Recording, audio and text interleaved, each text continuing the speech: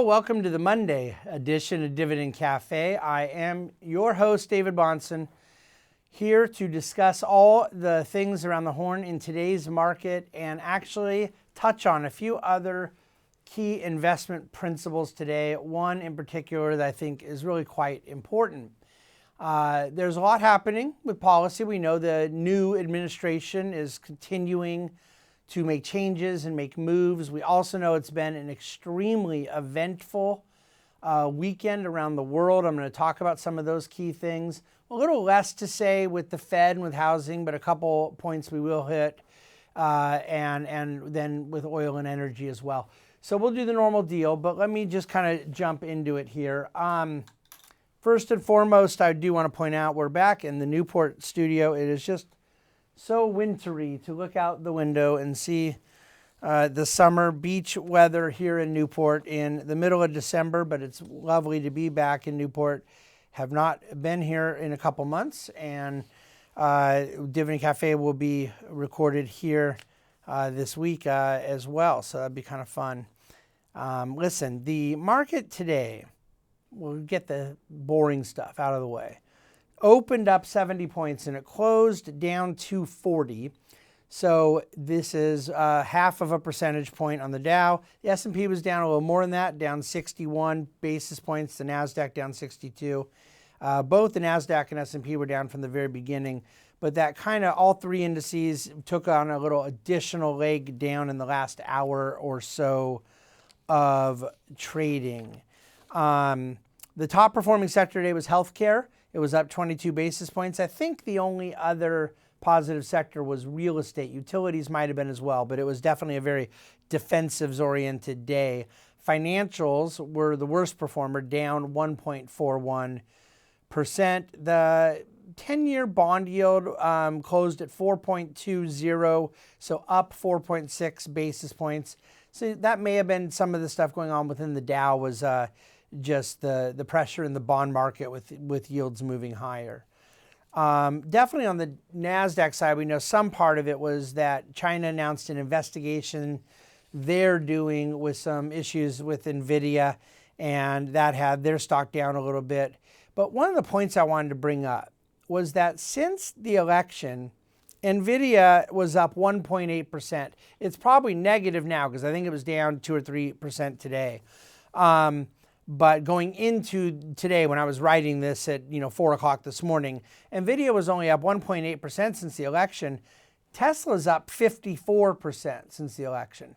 Like the Mag 7 just cannot be talked about monolithically anymore. When in a month of time, you have one stock up 1%, another stock up 50% in the same kind of grouping. The market is up over 5%. So you should actually take this very optimistically that the market has shown a greater resilience where NVIDIA is not pulling it along and other things are going better. And that is not something that most would predict, that NVIDIA would be lagging and the market would still be doing quite well. But more important than that is just the fact that the Mag 7 itself does not and will not and has not acted in an equal or monolithic fashion, and I don't expect it to going forward. I guess that kind of covers the most of what we wanted to say today. Now, a little down day for bonds, a little down day for stocks. But the back of napkin math here real quick, and this is actually very, very close, but I do think it's relevant. Technology and healthcare are estimated to represent 50% of the year-over-year earnings growth in the S&P next year. So in other words, the S&P has kicked off about $2 trillion of profits for 2024. That includes what we are expecting to come in for this fourth quarter that obviously hasn't reported yet. And the earnings expectations right now are for about $2.3 trillion of corporate profits next year.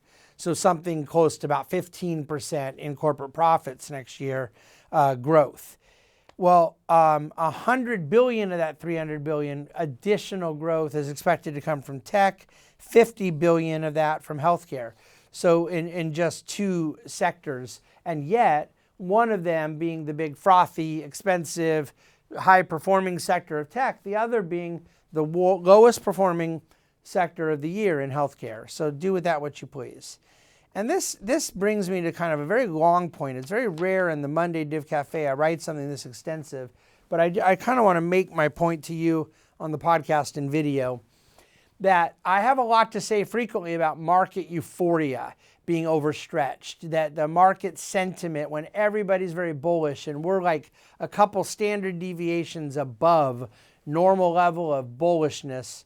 And there's this thing that we'll use called the city euphoria panic indicator. They measure a bunch of things, kind of index it, and it's been very reliable.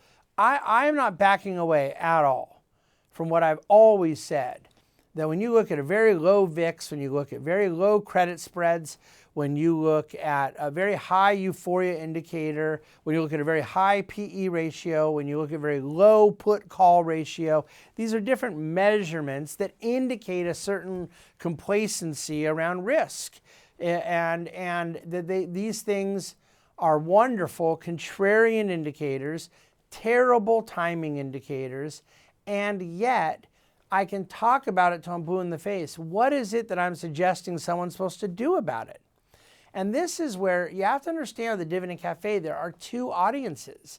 It is an entirely different message for clients than it is for non-clients. And all I mean by that is what should be done about it for clients has been done.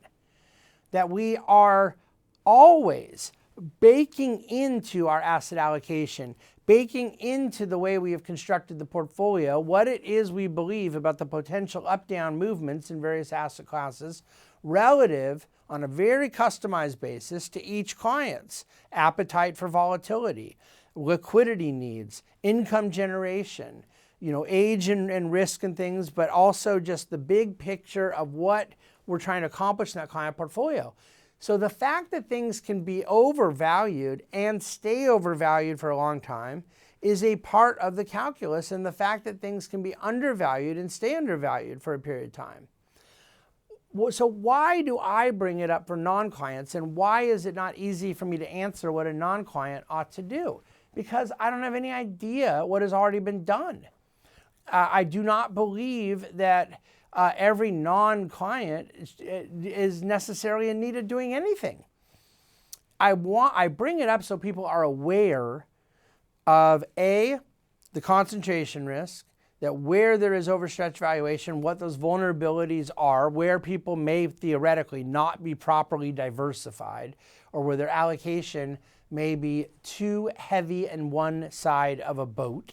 So I think that when you're talking about valuations being stretched, if you are excessively allocated to the things that have the most stretched valuations, it's entirely possible you want to look at rebalancing. It's entirely possible you want to look at trimming. That's up to you and your advisor, or if you are your own advisor, it's none of my business. But Dividend Cafe is a source of investment commentary and information to a much wider audience than our own client base. And I think this is very relevant material. And to our own clients, the application of the material is already done because that's what we're being paid to do.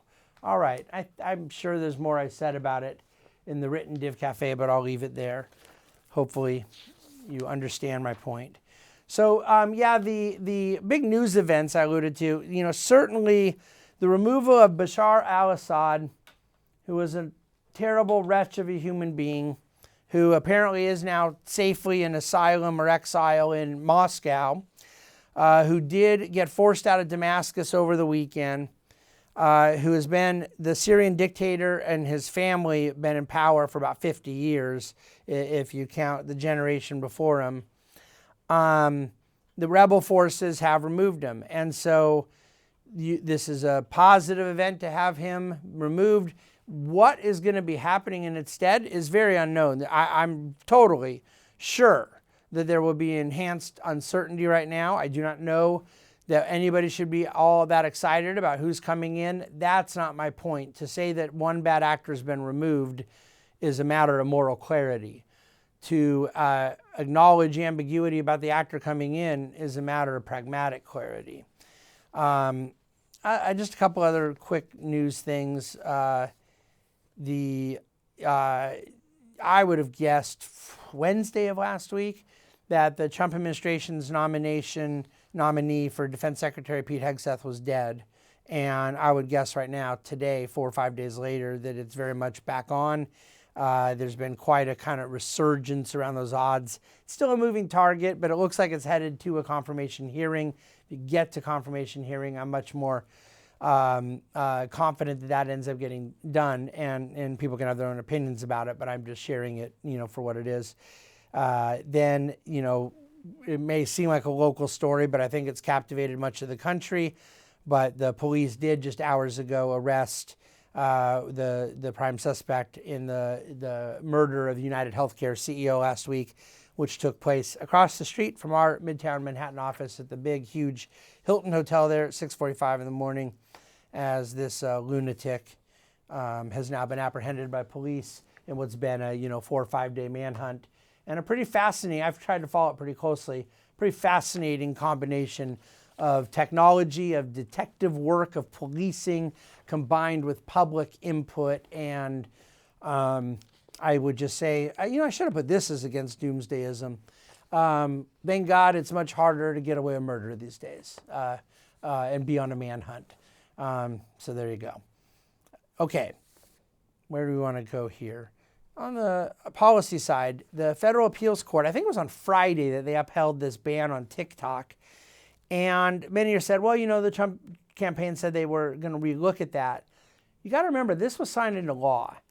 And it's supposed to go into law just before President Trump is re-inaugurated. I'm not totally sure there's much he can do about it. It may get appealed and then get kicked out to the Supreme Court, and that may be a way that President Trump doesn't have to deal with it. He may allow it to go into law, but then just pass some kind of order or instruct his own DOJ not to enforce the Apples and Googles that have the apps in their platform from having it. So there's things he could do. But yeah, by the courts allowing this to go through, it does, if he's going to undo it, he's going to have to undo it. And so the TikTok divestment thing, it may not matter to you. I don't think any of you own private shares in ByteDance that own it, but it is a big story, and we'll see where it goes. I also, just for my own edification, put in today a little data point, and I've probably put it in before, but let's just put it back out there for you. The top 1% of income earners in our society earn 26% of all the income earned in society. So that might seem like it's pretty disparate. 1% of people earning 26% of pay, but they are paying 46% of the federal income taxes. And I would add, if you put in state numbers, it makes it even more severe in terms of that disproportionality. The middle class, which I'm defining as those in the 50 to 75% of wage earners, earn about 18% of income, and they are paying 8.5% of all federal income taxes. So it's important to realize the progressive nature of the tax code when we think about things that need to happen in the tax code next year. And that will be a huge theme that I'm unpacking going into the end of the year and beginning of next year, is some of the expected changes on the tax side. Economically, we got the jobs number on Friday, 227,000 jobs created for the month. That was a little bit above consensus, but pretty much in consensus. But then the revisions were higher for September, October, another 56,000 revised upwards. The unemployment rate, though, increased to 4.2% with the labor participation force. And the hourly earnings were up 0.4%, so year over year, coming in at 4%. Again, the hurricane revisions and so forth, it was inevitable that there was some skew in a lot of the data. The other thing I point out is the civilian unemployment, where the only difference is really the methodology, how numbers are gotten, and then they include small business startups. That was down substantially, but that's a very lumpy and volatile number. Used car prices are dead flat year over year in the latest Manheim Vehicle Index report. New York City, SL Green, one of the largest office landlords, expected to lease out they wanted to lease out 2 million square feet of office space this year. That was their ambitious goal at the beginning of the year. They ended up leasing out 3.5 million square feet, 75% above projection. Total across the city, 30 million square feet of office space has been leased out this year. It's the highest in a single year in 6 years. That is not to say everything is going great for all office buildings in New York. It is to say things are going phenomenally well compared to every other big city in the country.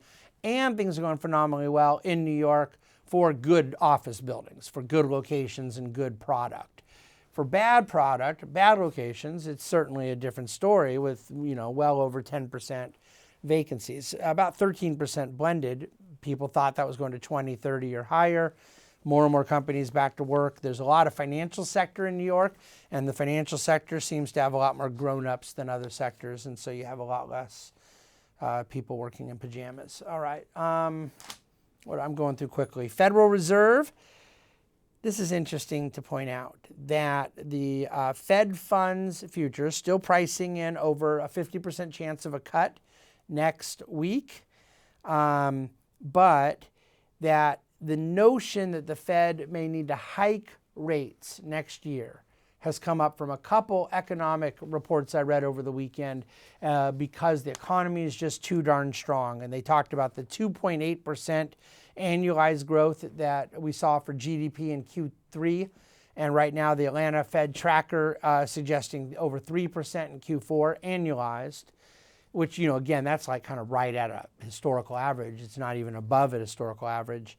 But saying that is just too high of a number, and the Fed, for inflationary reasons, may end up having to hike. And this is a mistake that comes from one thing and one thing only, which is the utter idiocy of believing that economic growth is in and of itself inflationary. It is not, and I do not agree at all with the analysis.